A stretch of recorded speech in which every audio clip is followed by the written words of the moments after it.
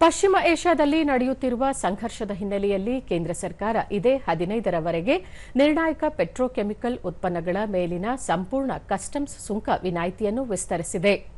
ಜಾಗತಿಕ ಪೂರೈಕೆ ಸರಪಳಿಗಳಲ್ಲಿನ ಪರಿಣಾಮವಾಗಿ ಉಂಟಾದ ಅಡೆತಡೆಗಳಿಂದಾಗಿ ತಾತ್ಕಾಲಿಕ ಮತ್ತು ಉದ್ದೇಶಿತ ಪರಿಹಾರವಾಗಿ ಕೇಂದ್ರವು ನಿನ್ನೆಯವರೆಗೆ ಸಂಪೂರ್ಣ ಕಸ್ಟಮ್ಸ್ ಸುಂಕ ವಿನಾಯಿತಿಯನ್ನು ನೀಡಿತ್ತು.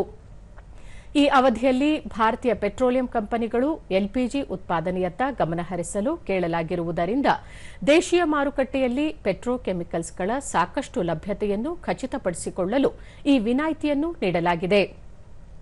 ಭಾರತದ ಉತ್ಪಾದನಾ ವಲಯವನ್ನು ಬೆಂಬಲಿಸಲು ಸರ್ಕಾರ ಬದ್ಧವಾಗಿದೆ. ಪ್ಲಾಸ್ಟಿಕ್ಗಳು, ಪ್ಯಾಕೇಜಿಂಗ್, ಜವಳಿ, ಔಷಧಗಳು, ರಾಸಾಯನಿಕಗಳು, ಆಟೋಮೋಟಿವ್ ಘಟಕಗಳು ಮತ್ತು ಇತರೆ ಉತ್ಪಾದನಾ ವಿಭಾಗಗಳು ಸೇರಿದಂತೆ ಪೆಟ್ರೋಕೆಮಿಕಲ್, ಫೀಡ್ ಸ್ಟಾಕ್ ಮತ್ತು ಮಧ್ಯಂತರಗಳನ್ನು ಅವಲಂಬಿಸಿರುವ ವ್ಯಾಪಕ ಶ್ರೇಣಿಯ ವಲಯಗಳಿಗೆ ವಿನಾಯಿತಿ ಪ್ರಯೋಜನವನ್ನು ನೀಡುತ್ತದೆ ಎಂದು ನಿರೀಕ್ಷಿಸಲಾಗಿದೆ. ಪಶ್ಚಿಮ ಏಷ್ಯಾದಲ್ಲಿನ ಸಂಘರ್ಷ ಮತ್ತು ಅದರ ಪರಿಣಾಮವಾಗಿ ಜಾಗತಿಕ ಪೂರೈಕೆ ಸರಪಳಿಯಲ್ಲಿ ಉಂಟಾದ ಅಡೆತಡೆಗಳ ಹಿನ್ನೆಲೆಯಲ್ಲಿ ಸರ್ಕಾರವು ಈ ಹಿಂದೆ ಪ್ರಮುಖ ಪೆಟ್ರೋಕೆಮಿಕಲ್ ಉತ್ಪನ್ನಗಳ ಆಮದಿನ ಮೇಲೆ 30 ಜೂನ್ 2026ರವರೆಗೆ ತಾತ್ಕಾಲಿಕ ಮತ್ತು ನಿರ್ದಿಷ್ಟ ಪರಿಹಾರವಾಗಿ ಸಂಪೂರ್ಣ ಕಸ್ಟಮ್ಸ್ ಸುಂಕ ವಿನಾಯಿತಿಯನ್ನು ನೀಡಿತ್ತು.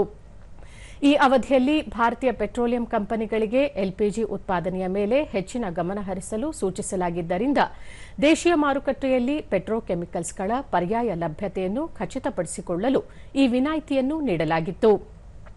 ಸದ್ಯ ಪರಿಸ್ಥಿತಿಯು ಹಂತ ಹಂತವಾಗಿ ಸಹಜ ಸ್ಥಿತಿಗೆ ಮರಳುತ್ತಿರುವುದರಿಂದ ಬಾಧಿತ ವಲಯಗಳಿಗೆ ಯಾವುದೇ ಅಡೆತಡೆಗಳಿಲ್ಲದೆ ಸುಗಮವಾಗಿ ಹಳೆಯ ಸ್ಥಿತಿಗೆ ಬದಲಾಗಲು ಅನುಕೂಲ ಮಾಡಿಕೊಡುವ ಸಂಬಂಧ ಸದರಿ ವಿನಾಯಿತಿಯನ್ನು ಮತ್ತೆ 15 ದಿನಗಳ ಅವಧಿಗೆ ಅಂದರೆ 15 ಜೂನ್ 2026ರವರೆಗೆ ವಿಸ್ತರಿಸಲು ನಿರ್ಧರಿಸಲಾಗಿದೆ.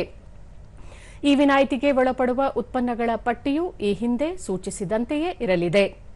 ಭಾರತದ ಉತ್ಪಾದನೆಯನ್ನು ಬೆಂಬಲಿಸಲು ಸರ್ಕಾರವು ಬದ್ಧವಾಗಿದೆ.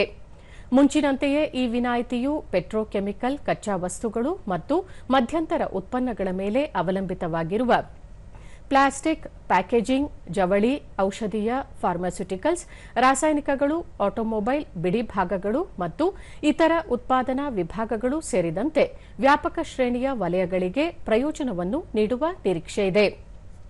ಇದು ಅಂತಿಮ ಉತ್ಪನ್ನಗಳ ಗ್ರಾಹಕರಿಗೂ ಸಹ ಪರಿಹಾರವನ್ನು ಒದಗಿಸಲಿದೆ.